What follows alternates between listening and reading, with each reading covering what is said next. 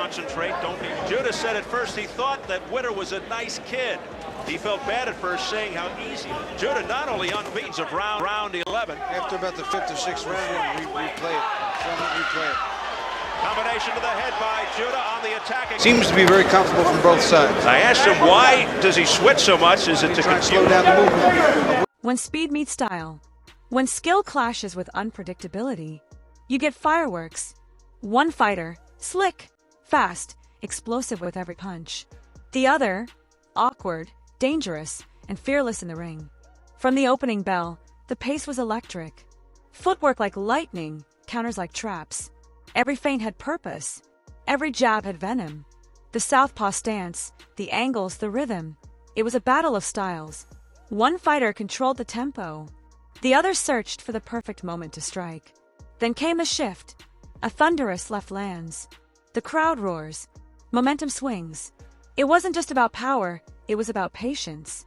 It wasn't just about speed, it was about strategy. Two warriors. One goal, domination. And when the final bell echoed, the ring had witnessed brilliance, heart, and the making of a legend. Judah is so confident, Bobby. He offered a won't be overconfident. He was floored by a right hook. Junior Witter against Zab Judah here in round 3. Witter a little bit of posing. He likes to admire his wild swings and misses. You know, if you notice, Zab Judah now is dropping both his hands and walking around. Into round 3, but he's not getting anything done. He may get a southpaw jab after getting hit with a right uppercut from an orthodox stance.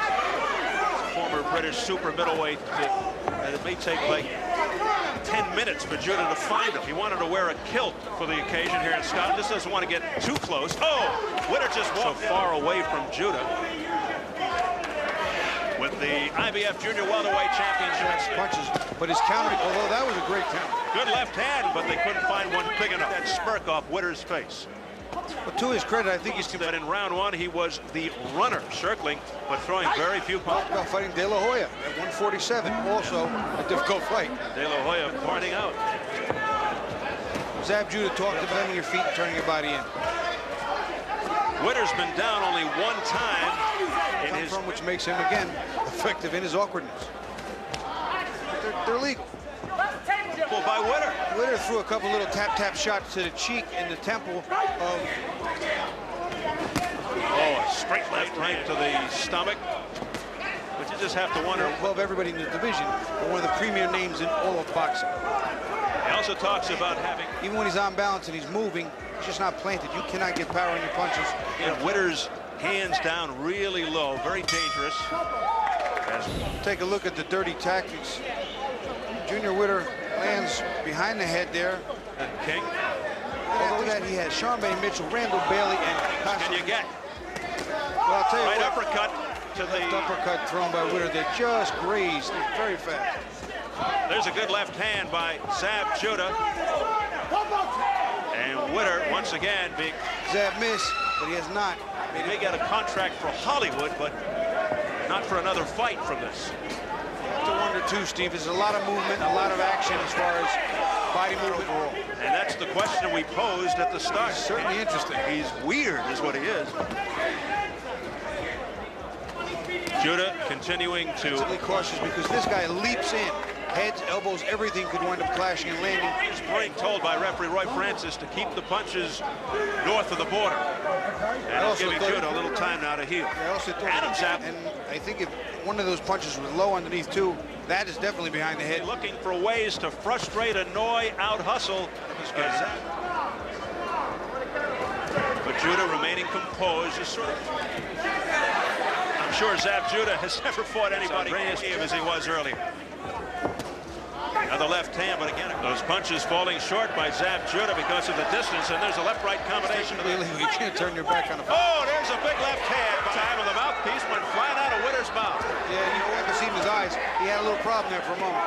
In the action, Roy Francis picks up the mouthpiece, or gum shield, as they call it here. That was the punch of the fight thus far. Big left hand by Zab Judah. They clean it off, and then they'll return it to the mouth. in scoring points for Witter. Well, I'll tell you what, in a couple of short innings, 0-2, but only 4 knockouts. Judah had a changes that scored on the jaw by Zab Judah, who walks away with his best punch of the night, obviously thrown by Zab Judah. Nice counter left hand mouthpiece, exits Witter's mouth. You took the shot. That was his best. That was his best shot, and you took it. Started in the last round. This is round 6.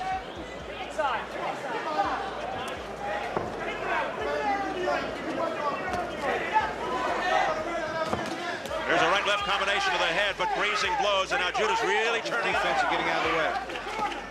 Body shot, digging right hand there by Zab Judah. He's offering up less and less offenses, Witter. Just wants to get out of the way. Earlier in the fight, though, the best punch was a big left hand by Zab Judah, which caused Like a distance fight. many thought it had the appearance of a miss.